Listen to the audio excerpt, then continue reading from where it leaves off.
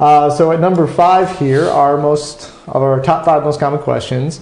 Who has to submit application materials? Who's a supplemental applicant? Right, and I think to preface this too, Travis and I have been in this for over 2 years in the medical MMFLA facility licensing process, and previously before that had done medical marijuana caregiver. 4 years, right? Well, right. So we have right. So I'm saying for 2 years or so or more, a little bit now, the MMFLA application process has been online, and rules and application processes have been there. So this is what we're talking about. But even before that, we dealt with caregiver questions, with caregiver location questions, and after the MMFLA was implemented, we started getting questions about the new rules and the new application forms, and then they changed, and then there's emergency rules and new permanent administrative rules. And what I think we've seen is that this list actually hasn't changed very much. It's true. It's the same questions over and over. So really, and again, but they're different because the target keeps changing and the rules and the language keep changing a little bit. Sometimes the answers change. So it kind of is worth going over these one more time just to make sure that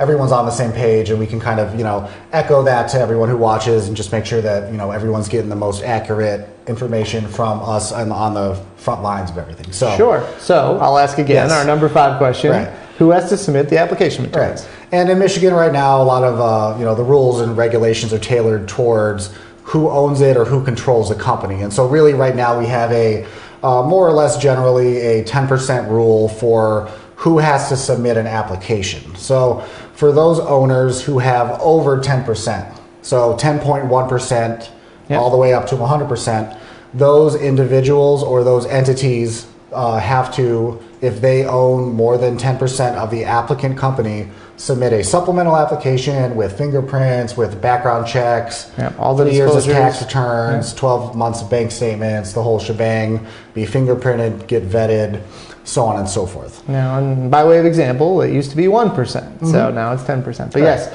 that's our 10% rule. We've talked about it several times on the show.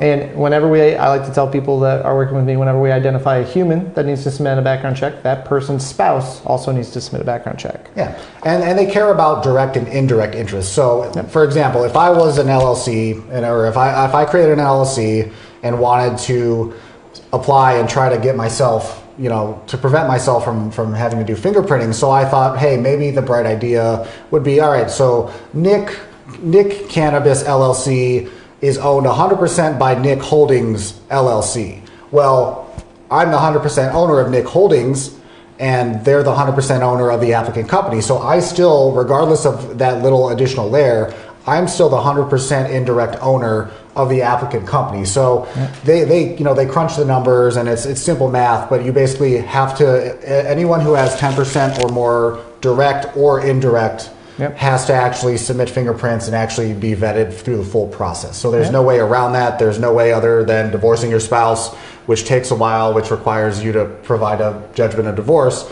You have to be, you have to submit an application. In addition to that, they kind of define managers as, as an LLC, somebody will be named as the manager, but it also kind of includes C-suite, executive, people who are director of operations, basically corporate officers is the next one. So it's ownership and corporate officers. So depending on your corporate form, there's different types of corporate officers.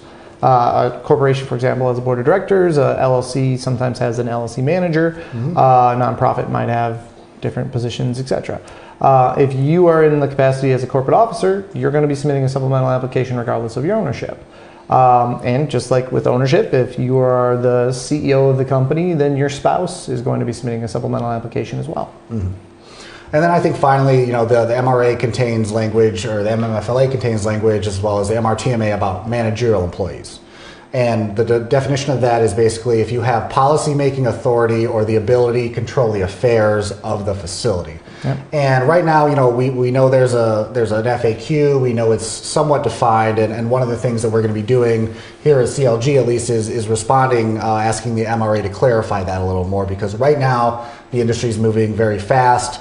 A lot of applicants aren't sure who really would fit this definition. You have some applicants who are risk averse that are maybe adding too many people on there that don't need to be. And on the same vein, there might be some applicants who tend to try to, highly constrain that one person's ability to say, oh no, they're not a managerial employee, when maybe the regulators might say that they should be. So all we want is very, clear regulations to kind of make it, able to actually guide these people into what they actually want to have done based on their operations, so that, no one's caught by surprise that they have to be vetted or should have been if they aren't. So right. I mean, the simple rule of thumb we know for sure is if you're acting like a corporate officer, regardless if you have the title, then you're going to be considered a managerial employee.